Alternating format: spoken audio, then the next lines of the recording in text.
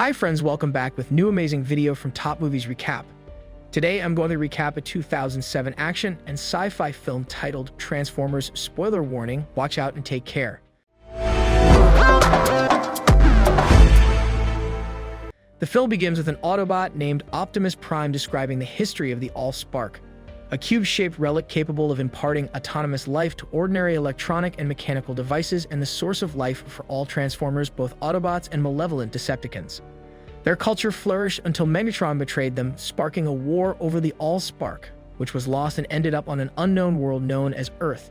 We arrive on Earth thousands of years later, precisely in Qatar, where American forces are stationed. They arrive at their base and get down to business.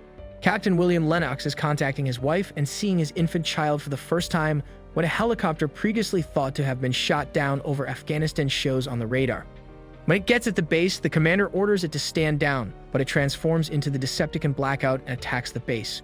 Blackout also releases a jamming field that stops all communication channels. He blasts his way through the base, only getting dazzled for a moment by flames aimed at his face. Blackout locates the base's mainframe and downloads data until the humans disconnect the network by cutting the computer's hard line. Blackout destroys the base and everyone on it with the exception of a few survivors. Blackout then sends Scorponok into the beach to find the survivors. We see Sam Witwicky giving a report to his class in America, but he's actually selling his grandfather's artifacts on eBay. His grandfather, Archibald Witwicky, was a famous 19th century adventurer who attempted to reach the Arctic Circle. He went wild after claiming to have discovered a giant man frozen on the Arctic ice. Sam's teacher is not impressed by Sam's antics, but he persuades him to grant him and is so that he may take his money and it to his father, Ron Witwicky, and buy a car. Sam's father teases him by driving into a Porsche dealership. However, after the joke wears off, he takes Sam to Bolivia's used car sales, where Bobby Bolivia tries to sell him a car. However, as they approach, an unattended yellow Camaro pulls into the parking lot and parks itself. Sam is disappointed with his choices until he sees the Camaro. It appears to be the most suitable alternative. Bobby demands $5,000 despite the fact that he admits he has no idea what the car is doing on his land. He and his father are limited to a budget of $4,000 each. Bobby refuses to accept a $4,000 offer and instead accepts a $4,000 yellow VW Beetle from Ron. After the Camaro's passenger door falls open and crushes the side of the Beetle, Bobby hurriedly tries to show them another car. When a weird sonic wave erupts from the Camaro, it blows out every windshield in the lot. Bobby Bolivia sells it for $4,000. Defense Secretary John Keller assembles a team of computer analysts and scientists at the Pentagon to figure out who attacked the Qatari installation. They haven't heard from any survivors, and all they have is the sound of a signal that was used to break into and steal sensitive information from U.S. federal computer networks. One of their squads is led by Maggie Madsen. As they ride in Sam's car, they stumble upon Michaela Baines, Sam's crush, and the jock boys she hangs out with. The jocks attempt to intimidate Sam at first, but Sam's witty retorts concerning football-related brain damage defeat them. As Sam is getting ready to go, Michaela violently leaves the jocks to walk home, so Sam kicks his friend out of the car and offers her a ride. Sam accepts after completing her terrible invitation. Everything looks to be in order until the car mysteriously stops working at a local makeout spot. The Camaro's radio abruptly cuts to "Let's Get It On," much to Sam's amazement.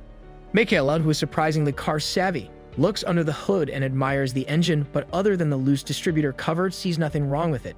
She chooses to walk the rest of the way home. Sam begs the car to start as she drives away. In Qatar, a local teenager transports the remaining soldiers to his town where they may make phone calls. They have no idea that they are being observed beneath the sand. Scorponok suddenly comes and begins slaying the soldiers. While Epps tries to keep the Decepticon at bay, Lennox acquires a cellular phone, which he activates with a credit card obtained from Epps. The Pentagon tries to contact President Barack Obama, who is on board Air Force One, but the plane has already been hacked. Frenzy hides as a boombox beneath the passenger's seat. He transforms and descends to the plane's interior, where the computer network is located. Maddie notices the breach and tells the Pentagon, persuading them to shut down the entire network to block the download. Pentagon is scrambling to figure out who's behind all of this, suspecting Russia, North Korea, or China. Maggie is cautioned to keep her wild ideas to herself, so she copies the weird signal and heads to a friend's residence. Sam is startled awake by the sound of his car starting up later. Fearing that his Camaro is being stolen, he pursues it to a local junkyard where it morphs into a massive robot. The robot, an Autobot named Bumblebee who is tasked with defending Sam, sends a signal into space. The cops are skeptical of Sam's story when they arrive. After his father bails him out, Sam sees that his car has returned. He is afraid as he rides his mother's pink bicycle while being chased by Bumblebee. He accelerates till he collides with Mikaela immediately in front of her. He immediately flees and she pursues him. Sam is relieved when a police car arrives and he tries to hide from Bumblebee. Bumblebee leads Barricade on a wild chase, saving the teenagers from the Decepticons so he can confront him. Barricade defeats Bumblebee, but not before Frenzy is unleashed to pursue the humans.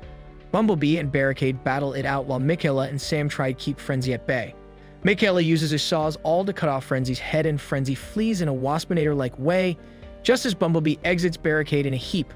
Bumblebee begs the humans to join him and reveals that he is an alien who has sent a signal through radio waves and songs calling for help from his pals. Mikaela's cell phone was scanned by Frenzy's skull, and he changed into it, hiding in her purse, unbeknownst to them all. Bumblebee hits the brakes and drags the kids out the door. See, now you've irritated him. Sam observes as Bumblebee departs. Bumblebee spins around and stands on two wheels, surveying a passing vehicle with his underside. Bumblebee transforms into a new model Camaro, much to the pleasure of Sam and Mikaela.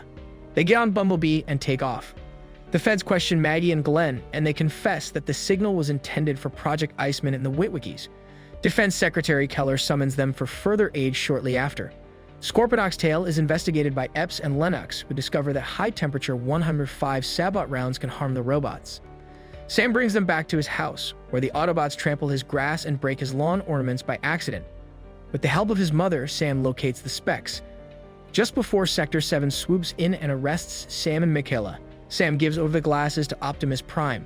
After Optimus Prime opens the agent's car like a tuna can and compels them to release the kids, the Sector 7 operatives try to elicit information about the aliens from Sam and Mikaela. As Bumblebee removes what appears to be his oil filter and urinates lubricant over Agent Simmons, the Autobots encircle them and allow the children to bind all of the agents together. Simmons isn't terrified or shocked by the Autobots, according to Optimus Prime. While the other Autobots split out, the agents discreetly alert the military, who try to track down Optimus Prime and youngsters.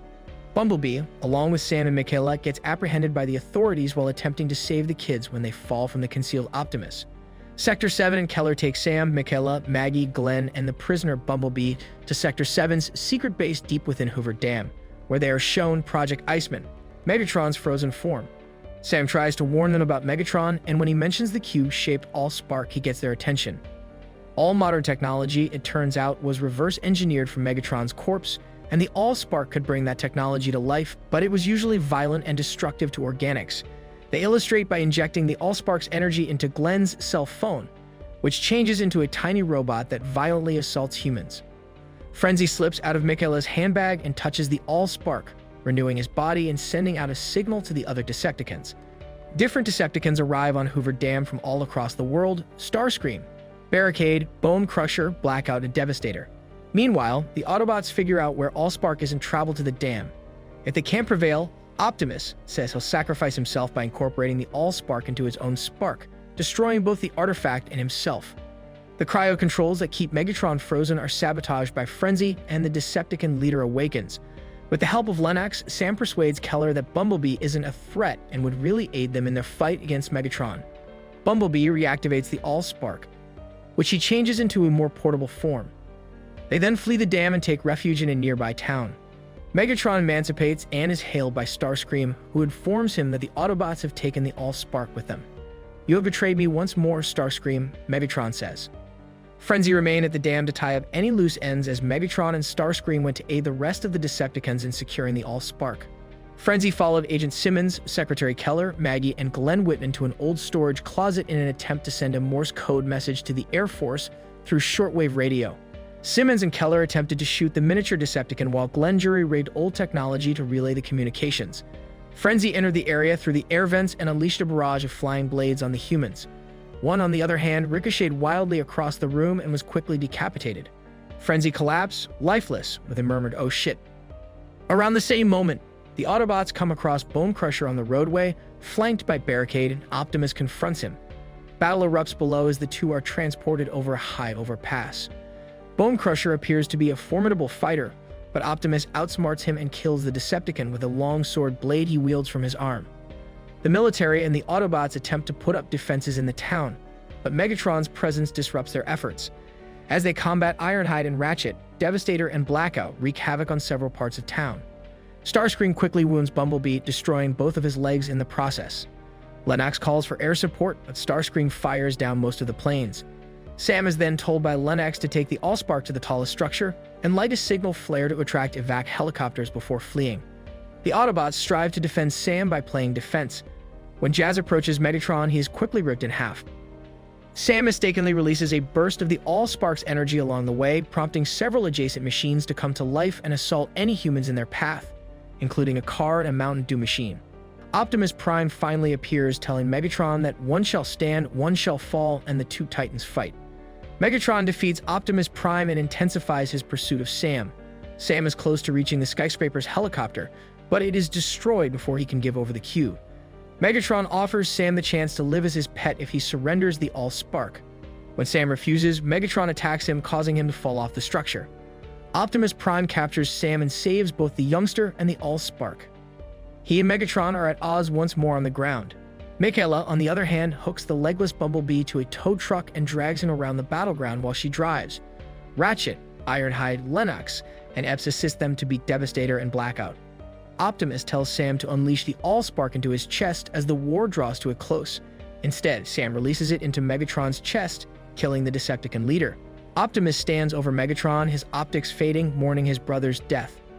As a result of the incident, Bumblebee regains his capacity to converse and wishes to stay with Sam. All of the Decepticon bodies are dumped into the sea, where the cold and pressure should leave them unrecoverable. Optimus Prime laments the loss of the Allspark, which has put an end to any hopes of Cybertron's restoration, so he extends an offer to any remaining Autobots to come to Earth and make it their new home. We hope you enjoyed our video from today. If you enjoyed this video, please hit the like button and subscribe to our channel to receive notifications of new and interesting videos.